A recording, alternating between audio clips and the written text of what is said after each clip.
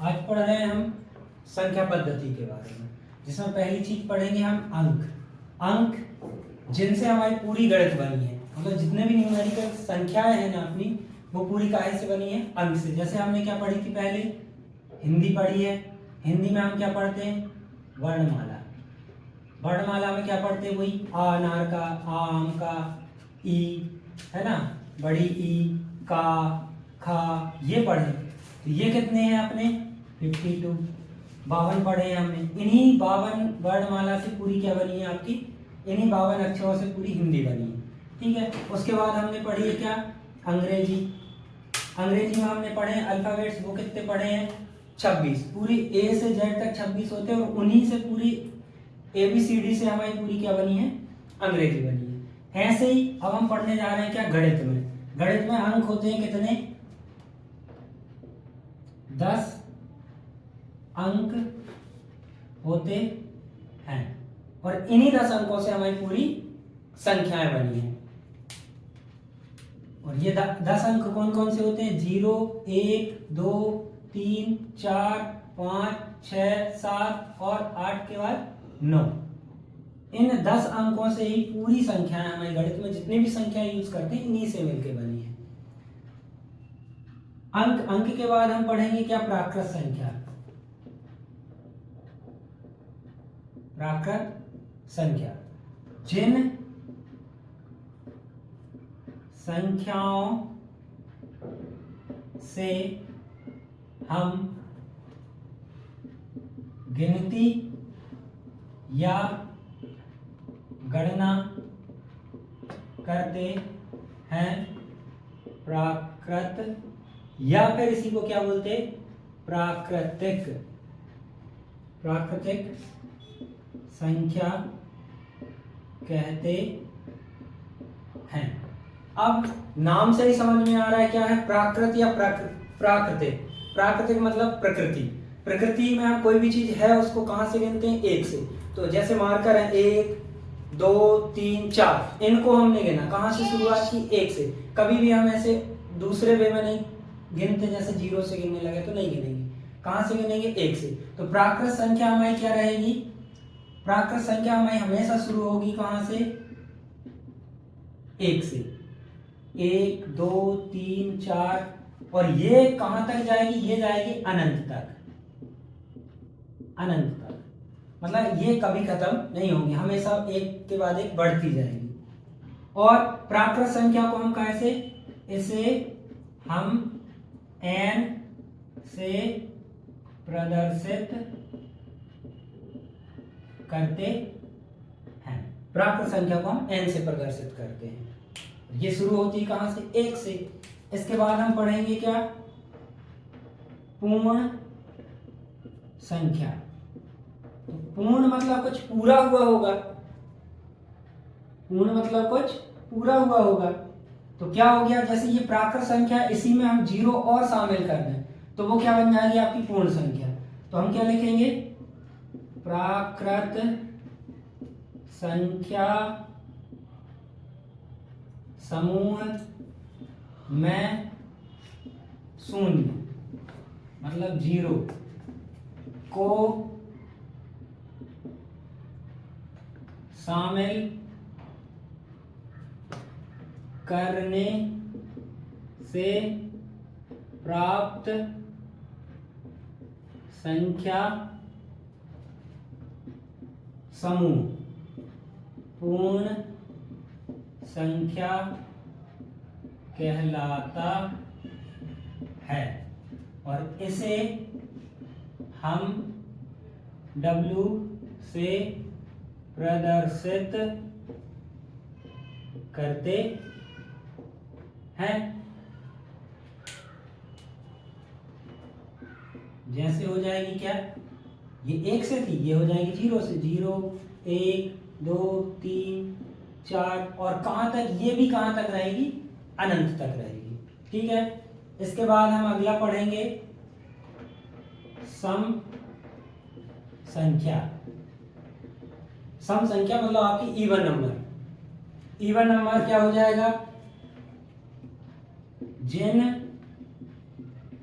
संख्याओं मैं 2 का या 2 से, जिन संख्याओं में 2 का पूरा पूरा भाग चला जाए वह सम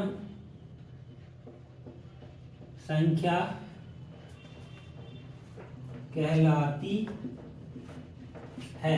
मतलब कोई भी संख्या है और अगर वो 2 से पूरी पूरी विभाजित हो रही, 2 से पूरी पूरी विभाजित हो रही, मतलब क्या रहेगी आपकी सम संख्या रहेगी। ठीक है, इसकी पहचान होती है, सम संख्या की पहचान क्या रहेगी कि संख्या का इकाई का अंक, अगर इकाई का अंक हम देखें जो क्या आ जाए, 0 आ जाए, 2, 4, 6 या 8 आ जाए, इन पांचों में से कोई भी एक अंक अगर आता है इकाई के नंबर पे तो वो क्या रहेगी, सम संख्या रहेगी। जैसे 2, 4, 6, 8, 10, 12 और ये भी अनंत तक जाएंगी।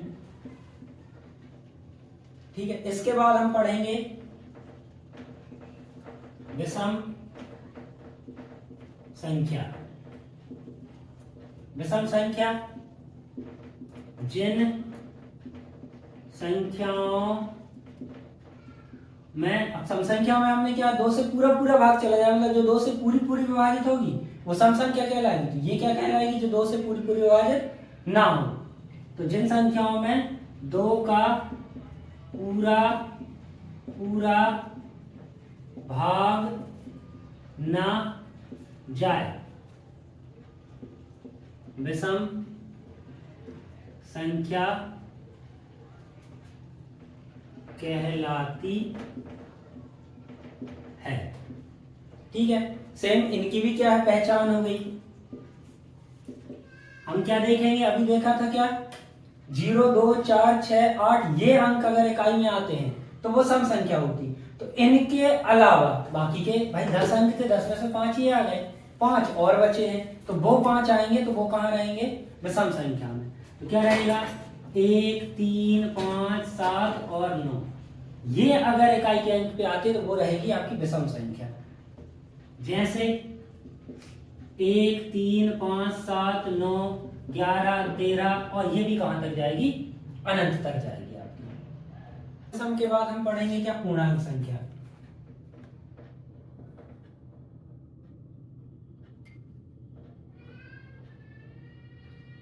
पूर्णांक संख्या क्या हो गई, इसको हम बोले क्या, पूर्ण और अंक, पूरे अंक आने चाहिए। तो इसके पहले हम देख लें क्या, एक हो गई क्या, धनात्मक संख्या और एक हो गई कौन सी, ऋणात्मक संख्या। तो धनात्मक संख्या जितनी भी पूरी प्राकृत संख्या है सारी की सारी क्या हो गई आपकी, धनात्मक संख्या, पूरी की पूरी प्राकृत संख्या है क्या हो गई, धनात्मक संख्या। अब ऋणात्मक में क्या होगा, जितनी की जितनी प्राकृत संख्याएं हैं इनके साथ क्या आ जाए, जैसे ऋण 5 आ गई, ऋण 7 आ गई, ऋण 18 आ गई, ऋण 1542 आ गई। तो ये सब क्या है आपकी ऋणात्मक संख्या है। ऋणात्मक संख्या उनके आगे हमें ऋण लगाना पड़ेगा। इनमें जैसे हम कहें धन 5 तो इसकी जगह अगर हम 5 लिखें तो भी सही है ना, इसके आगे धन लगा है। पूर्णांक संख्या क्या हो गई, धनात्मक व ऋणात्मक संख्या के समूह को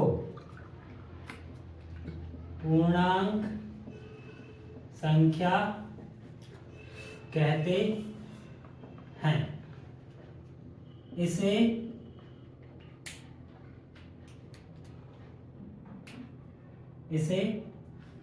I से प्रदर्शित करते हैं। और पूर्णांक संख्या को हम काय पे दर्शाते हैं, पूर्णांक संख्या को हम संख्या रेखा पर प्रदर्शित या दर्शाते हैं, है ना, दर्शाते हैं। तो संख्या रेखा क्या हो गई? संख्या रेखा हमारी हो जाएगी क्या? रेखा। तो पहले हम रेखा ले लें। रेखा क्या हो गई? वही, ना तो शुरू होगी ना अंत होगी। रेखा के बिल्कुल बीचों बीच क्या रहेगा? 0। यहां से हम बढ़ते हैं 0 के बाद 0 1 2 3 4, तो इस तरफ बढ़ते क्रम में और इस तरफ घटते क्रम में। तो यहाँ क्या आ जाएगा? 1 2 3 4 5, और ये जाएगा कहाँ? अनंत तक। ऐसे ही ये कमता आ रहा है, 5 फिर 4 फिर 3 फिर 2 फिर 1 फिर 0। 0 के बाद आएगा आपका -1 -2 -3 -4, और ये जाएगा कहाँ तक? ऋण अनंत तक। ये कहलाएगी आपकी क्या? संख्या रेखा। पढ़ेंगे हम आगे भाज्य संख्या। भाज्य संख्या के लिए हमें गुणनखंड पता होना चाहिए, है ना। जैसे हमें दिया है क्या गुणनखंड? कैसे? जैसे 6 दिया है, 6 में किस किस का भाग जा रहा है? तो 1 का जाता है, खुद स्वयं 6 का भी जाता है, 6 एकम 6 1 छक्के 6। उसके बाद 2 का भी जाता है, 2 3 6, और 3 का भी जाता है। तो ये जो है ना, ये 6 के क्या कहलाएंगे? गुणनखंड कहलाएंगे।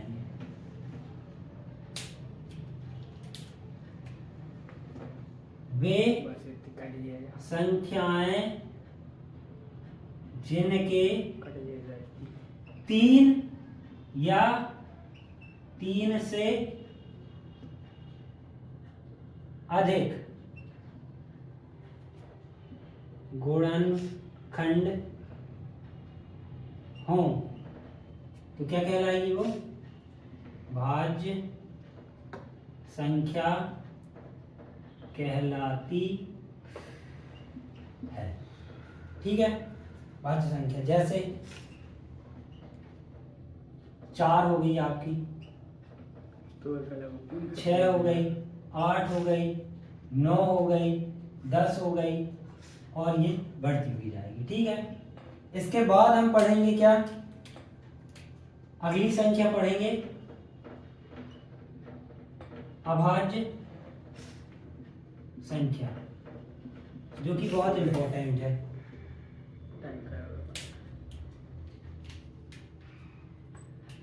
अभाज्य संख्या वे संख्याएं जिनके केवल और केवल 2 गुणनखंड हों। मतलब यहाँ 3 या 3 से अधिक थे, यहाँ सिर्फ और सिर्फ 2 होने चाहिए, ना 2 से कम ना 2 से ज्यादा। और वो 2 कौन से? पहला 1 व दूसरा वह स्वयं संख्या। इन दोनों के अलावा कोई तीसरा गुणनखंड नहीं होना चाहिए। वह संख्या अभाज्य संख्या कहलाती है। जैसे 2 3 5 7 11 13। ठीक है, मतलब इनके सिर्फ 1 से भाग जाएगा इन संख्याओं में, या फिर इसी स्वयं संख्या से जाएगा, इनके अलावा किसी से नहीं जाएगा। तो ये हो गई कौन सी? अभाज्य संख्या। इनमें सिर्फ और सिर्फ हमें चाहिए 2 गुणनखंड, ना इससे ज्यादा हो ना इससे कम हो। अब बात आती है छोटी सी कि यहाँ पे 4 से स्टार्ट हुई, यहां से 2 से स्टार्ट हुई, तो हमारा एक क्या है? भाज्य या फिर अभाज्य। तो क्वेश्चन यही पूछा जाता है कि आपका जो 1 है वह भाज्य संख्या है या अभाज्य संख्या है। जबकि भाई 1 के गुणनखंड क्या होंगे? 1 के गुणनखंड सिर्फ 1 होगा। चलो ठीक है, मान लें दूसरा वह स्वयं संख्या, तो 1 भी होगा। तो हम 1 को 1 बार लिखे 2 बार लिखे, रहेगा तो 1 ही। तो इसका गुणनखंड सिर्फ कितना रहेगा? 1 से ज्यादा नहीं है। जबकि यहाँ हमने देखा 3 हो या 3 से अधिक हो, तो इस परिभाषा में तो नहीं आ रहा, तो भाज्य नहीं होगा। यहाँ चाहिए कितने? 2 गुणनखंड। अब 1 को आप 1 बार लिखो चाहे 5 बार लिखो, रहेगा 1 ही गुणनखंड। तो 1 इस परिभाषा में भी नहीं आ रहा कि 2 गुणनखंड नहीं हो रहे हैं। तो अब हम यह कहेंगे एक ना तो भाज्य ना ही अभाज्य, यह सिर्फ क्या है, प्राकृत संख्या है। ये तो क्या है, प्राकृत संख्या, यह सिर्फ और सिर्फ प्राकृत संख्या है। आगे हम पढ़ेंगे क्या, परिमेय संख्या।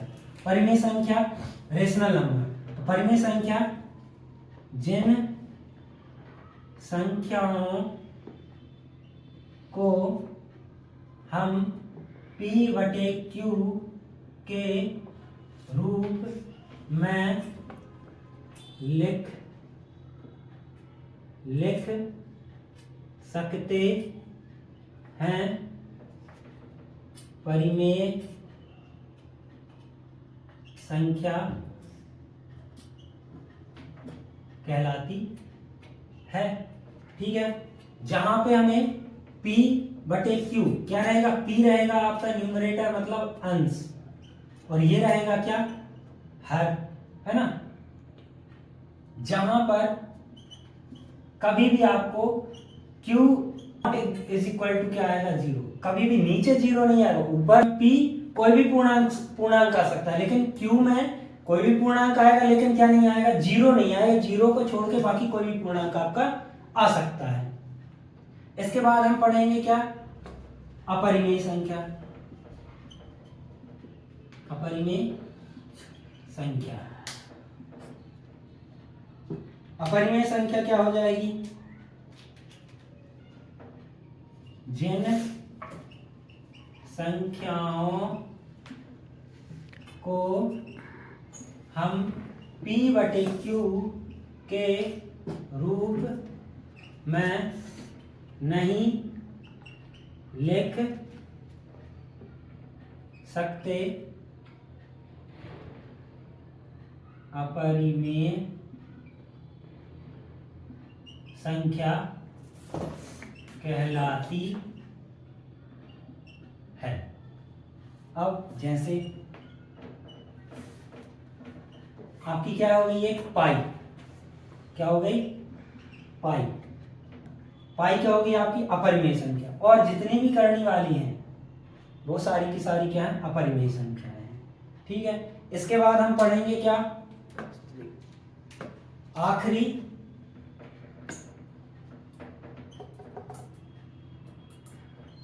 वास्तविक संख्या। वास्तविक संख्या मतलब हम ऐसे कहें कि अभी तक हमने जितनी पढ़ी है ऊपर, प्राकृत संख्या से लेकर अपरिमेय संख्या तक, सारी संख्याओं का समूह मिला के क्या कहलाएगा, वास्तविक संख्या। तो अब अगर अपन उतने की जगह ये कहें कि प्राकृत संख्या भी परिमेय संख्या होती है, पूर्ण संख्या भी परिमेय संख्या होती है, पूर्णांक संख्या भी परिमेय संख्या होती है। क्यों, यहाँ पे परिमेय संख्या पे हमने क्या लिया था, Q 0 बस नहीं आएगा, बाकी कुछ भी आएगा। जैसे हमने लिखा सिर्फ एक प्राकृत संख्या लिखी 5 के नीचे हम 1 तो लिख सकते हैं, तो ये भी क्या होगी आपकी परिमेय संख्या। तो ऐसे ही यहाँ पे हम लिखेंगे